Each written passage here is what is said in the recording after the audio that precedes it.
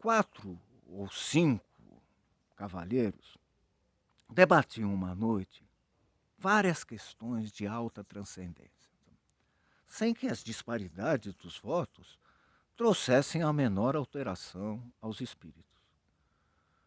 A casa ficava no Morro de Santa Teresa. A sala era pequena, alumiada a vela, cuja luz fundia-se misteriosamente com o luar que vinha de fora, compondo uma atmosfera límpida e sossegada. E ali estavam os nossos 4 ou 5 investigadores das coisas metafísicas, né, resolvendo amigavelmente os mais árduos problemas do universo. Por que 4 ou 5? Rigorosamente, eram 4 os que falavam. Mas entre eles, naquela sala, havia um quinto personagem, calado, pensando, bocejando, cochilando, cuja espórtula no debate não passava de um ou outro resmungo de aprovação. Esse homem tinha a mesma idade dos outros, entre 40 e 50 anos. Era um provinciano, capitalista, inteligente, não sem instrução. E que, pelo jeito, astuto e cáustico. Ora, não discutia nunca. E desculpava-se da abstenção com um paradoxo, dizendo que a discussão é a forma polida do instinto batalhador, que jaz no homem como uma herança bestial. E acrescentava que os serafins e os querubins não controvertiam nada, e, aliás, eram um exemplo da perfeição espiritual e eterna. E como desse essa mesma explicação, resposta naquela noite, contestou-la um dos participantes, desafiando-o a demonstrar o que dizia, se era capaz. Jacobina, assim ele se chamava, sabe? Refletiu por um instante e respondeu: pensando bem, talvez o senhor tenha razão. Vai senão quando, no meio da noite, aquele casmurro tomou a palavra, não 2 ou 3 minutos, mas 30, 40. A conversa, nos seus meandros, sabe, veio a dar na natureza da alma, ponto que dividiu radicalmente os 4 amigos. Cada cabeça, cada sentença. E não só o acordo, mas mesmo a discussão tornou-se difícil, se não impossível, pela multiplicidade das questões que se deduziram do tronco principal, e um pouco também pela inconsistência dos pareceres. Então, um dos debatedores pediu ao Jacobina alguma opinião, uma conjetura, ao menos. Nem conjetura, nem opinião, retarguiu ele. Uma ou outra podem trazer sentimento. Como sabem, eu não discuto. Mas, se quiserem ouvir-me calados, posso contar-lhes um caso da minha vida que ressalta a mais alta demonstração acerca da matéria que aqui se trata. Em primeiro lugar, não há só uma alma. Há 2. Nada menos de 2. Cada criatura humana traz dentro de si 2 almas. Uma que olha de dentro para fora, a alma interior. E outra que olha de fora para dentro, a alma exterior. Espantem-se à vontade, pode abrir a boca, dar de ombros, tudo. Mas não admito réplica. Ora, se me replicarem, acabo o charuto e vou dormir.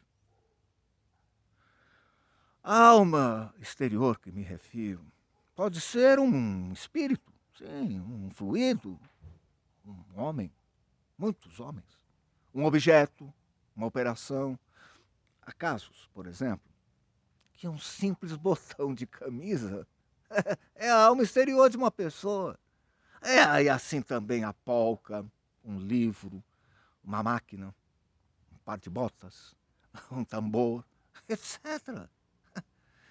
Está claro que o ofício desta segunda alma é transmitir a vida, como a primeira. As duas almas completam o homem, que é, metafisicamente falando, uma laranja. Quem perde uma das metades, perde, naturalmente, a metade da existência. Ora, mas há casos não raros que a perda da alma exterior implica na da existência inteira. Agora, é preciso saber. A alma exterior não é sempre a mesma. Não, amigos. Ela muda de natureza e de estado. Por exemplo, conheço uma senhora, na verdade, gentilíssima. A sua alma exterior muda 4, 5, 6 vezes no ano. Ora, durante a estação lírica, é a ópera. Cessando a estação, substitui-lhe por outra. Um concerto, um baile no cassino, a Rua do Ouvidor, Petrópolis. E assim em tantos outros casos. Eu mesmo tenho praticado dessas trocas, mas não as relato para não ir longe. Restrinjo-me ao episódio que lhes falei. Eu tinha 25 anos. Era pobre. E acabava de ser nomeado alferes da Guarda Nacional. Não imaginam o acontecimento que isso foi em nossa casa. Minha mãe ficou tão orgulhosa, tão contente. Chamava-me de seu alferes. Sobrinhos, tios, foi tudo uma alegria imensa e pura. Na vila, note-se bem, houve alguns despeitados. Choros, ranger de dentes. O motivo não foi outro, senão que o posto tinha muitos candidatos. Aí estes perderam. Suponho também que parte do desgosto era inteiramente gratuita. Nasceu da simples distinção.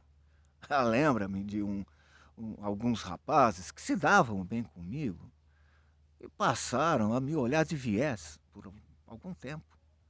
Em compensação, tive pessoas que ficaram satisfeitas com a nomeação. A prova é que todo o fardamento foi me dado por amigos. Vai então que uma das minhas tias, Dona Marculina, viúva do capitão Peçanha, que morava a várias léguas da vila, num sítio ermo e solitário, desejou me ver e pediu que fosse ter com ela e que levasse a farda. Fui, acompanhado de um pajem, que daí a dias voltou à vila, porque a tia Marculina apenas me pilhava no sítio, sabe? Escreveu para minha mãe dizendo que não me soltava antes de um mês, pelo menos. Aí me abraçava, me chamava também de seu alferes, achava-me um rapagão bonito, sabe? E por ser um tanto patusca, acabou confessando que tinha inveja da moça que houvesse de ser minha mulher. E é alferes sempre. Alferes para lá, alferes para cá, alferes em toda parte. Sabe? Eu pedia-lhe que me chamasse de Joãozinho, mas balançava a cabeça dizendo que não. Era senhor alferes mesmo. O cunhado dela, o irmão do finado Peçanha, que lá vivia, não me chamava de outra maneira também. Era senhor alferes, mas a sério, sabe? Não de gracejo. E à vista dos escravos, que naturalmente tomaram o mesmo caminho. Sabe? Olha, na mesa tinha o melhor lugar, o primeiro servido.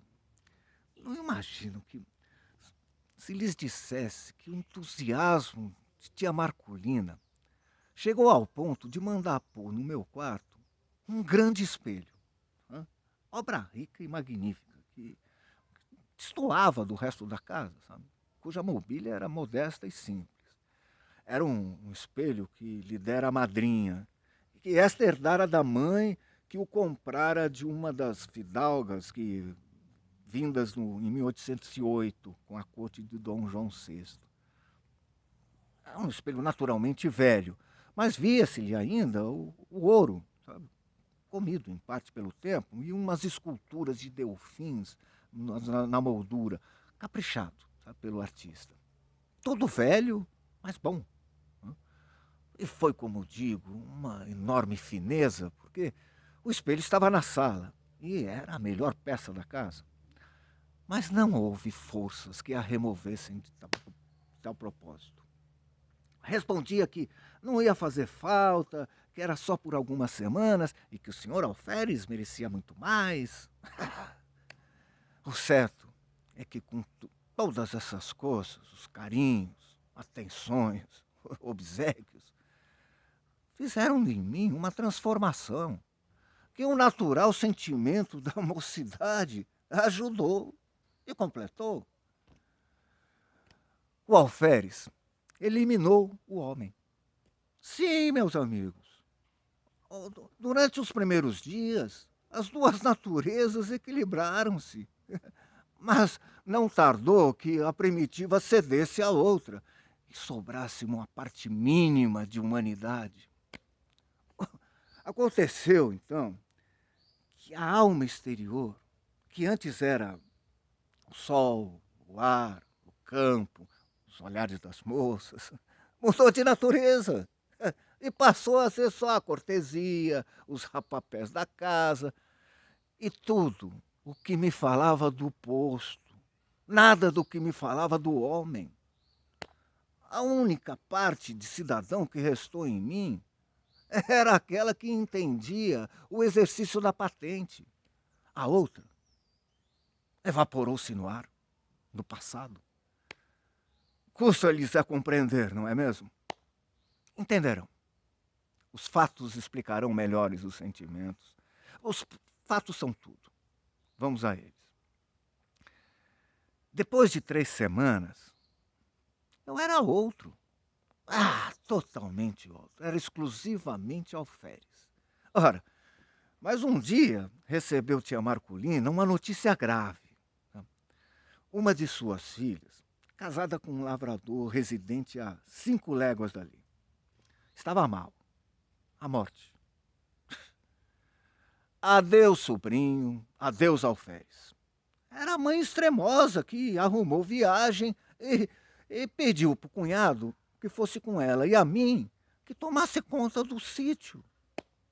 Ora, creio que se não fosse aflição, tomaria a decisão contrária. Sabe? Deixaria o cunhado e ia comigo. Mas o certo é que fiquei só com os poucos escravos da casa. Confesso-lhes que no começo senti uma grande opressão. Coisa semelhante a 4 paredes do cárcere se erguendo subitamente em torno de mim. Era a alma exterior que se reduzia e agora ficava reduzida a alguns espíritos boçais.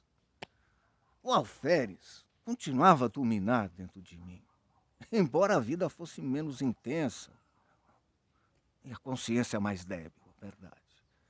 Os escravos punham uma nota de humildade em suas cortesias, o que, de certa maneira, compensava as afeições exageradas dos parentes.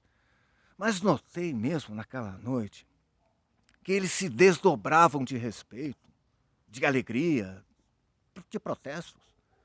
No Alferes, minuto a minuto. O Alferes é bonito.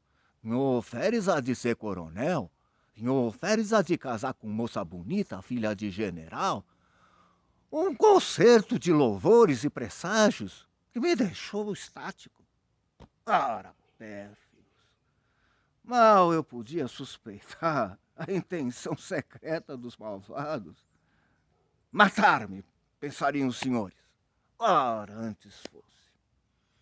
Antes fosse. Ouçam-me. Na manhã seguinte, achei-me só. Os velhacos, seduzidos por outros ou por movimento próprio, tinham resolvido fugir. E o fizeram. Achei-me só, sem mais ninguém, entre 4 paredes, diante de um terreiro deserto, a roça abandonada. Nenhum fôlego humano. Corri a casa inteira, a senzala, tudo. nada, ninguém. Um molequinho que fosse. Galos e galinhas, tão somente. Um par de mulas que filosofavam a vida sacudindo moscas e 3 bois.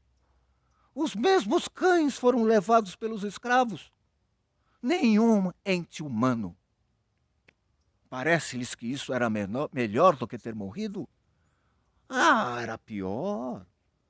Não por medo. Ora, juro-lhes, não tinha medo.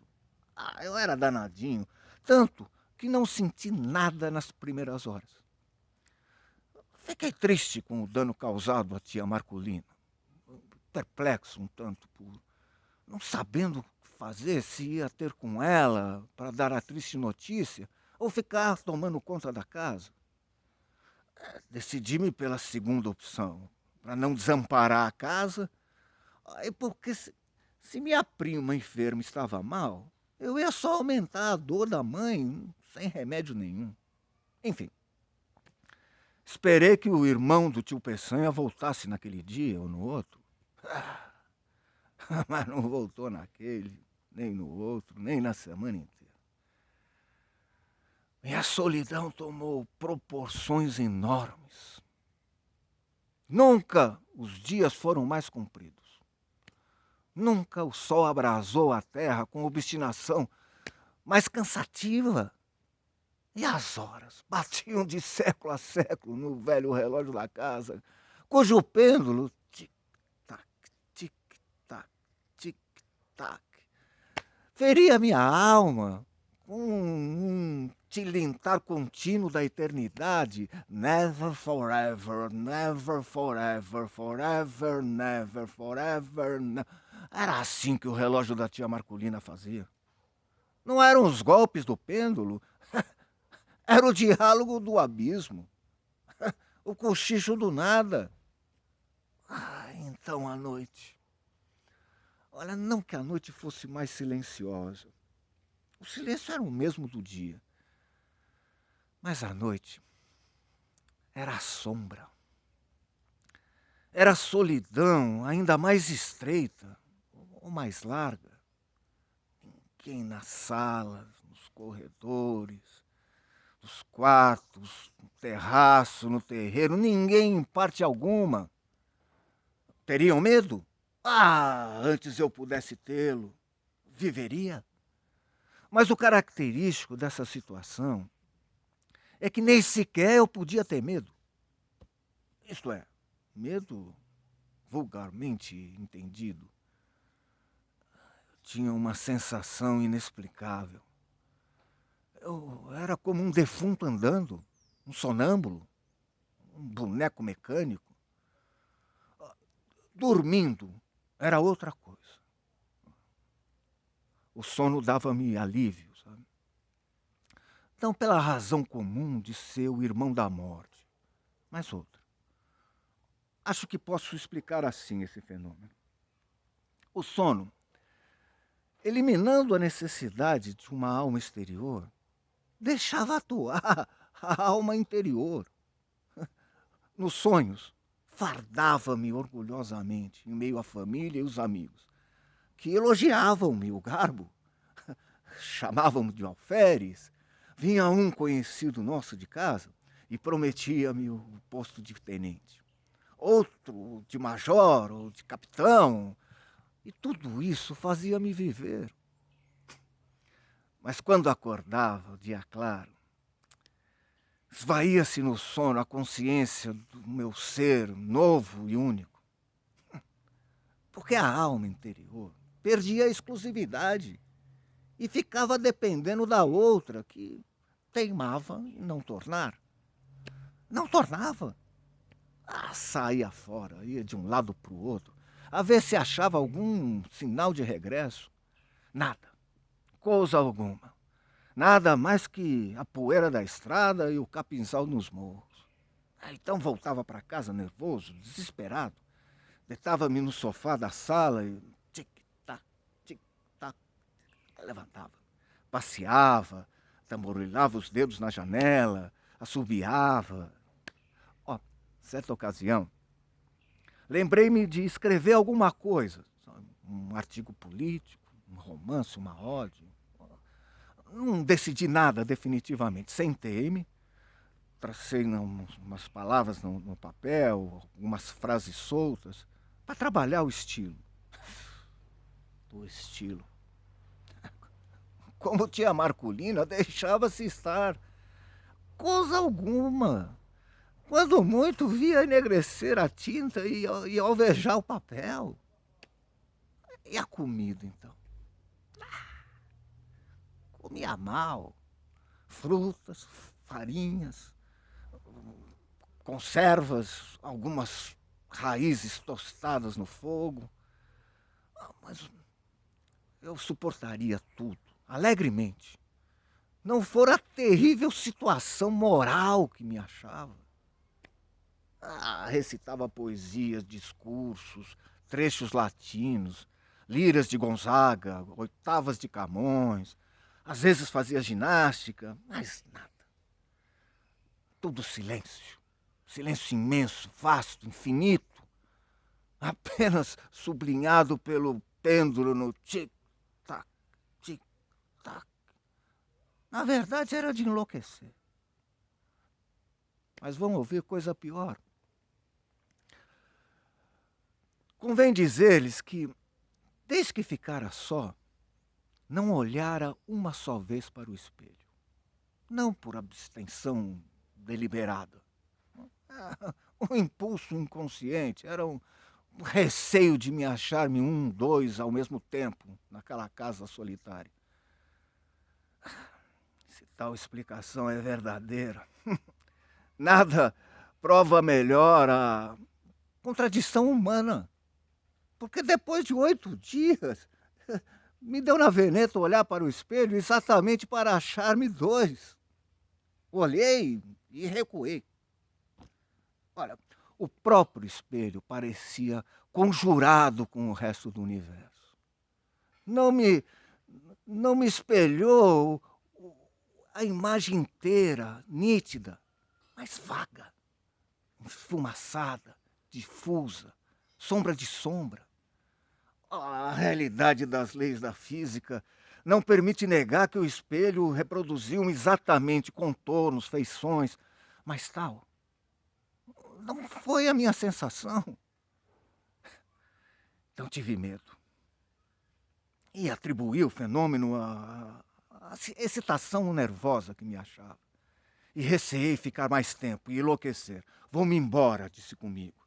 E ergui o braço num gesto mal-humorado e ao mesmo tempo de decisão, olhando para o espelho. O gesto estava lá, mas disperso, esgarçado, mutilado. Entrei para vestir-me, murmurando comigo, tossindo sem tosse, sacudindo as roupas, afligindo-me com o frio do botão. De quando em quando olhava furtivamente para o espelho. A imagem era a mesma, a dispersão das linhas, a difusão dos contornos. Subitamente, uma inesperada inspiração lembrou-me. Lembrou-me de vestir a farda de alferes. Então a vesti. Aprontei-me de todo. E, como estava diante do espelho, levantei a cabeça. Não lhes digo nada. O espelho refletia, então, a figura integral. Nenhuma linha de menos, nenhum contorno converso. Era eu mesmo, o alferes, que achava finalmente a alma exterior. A mesma alma, ausente com a dona do sítio, dispersa e fugida com os escravos. Ela no espelho. Imaginai, senhores, uma pessoa que pouco a pouco emerge de um letargo, abre os olhos sem ver, depois vê e consegue distinguir pessoas de objetos, mas não conhece intimamente uns nem outros. Afinal, sabe que este é ciclano, aquele é fulano, isto é uma cadeira, aquilo é um sofá, e tudo volta ao normal, como era antes do sonho. Isso aconteceu comigo. Olhava para o espelho, ia de um lado para o outro, Recuava, gesticulava, sorria. O espelho exprimia tudo. Eu não era mais autômato, eu era um ser animado. Ah, daí em diante fui outro. Cada dia, certa hora, vestia-me de alferes, sentava-me diante do espelho, lendo, olhando, refletindo, sabe? E após 2, 3 horas, despia-me de novo. E com este regime, pude passar mais 6 dias de solidão sem os perceber. Quando os outros voltaram a si, o narrador tinha descido as escadas.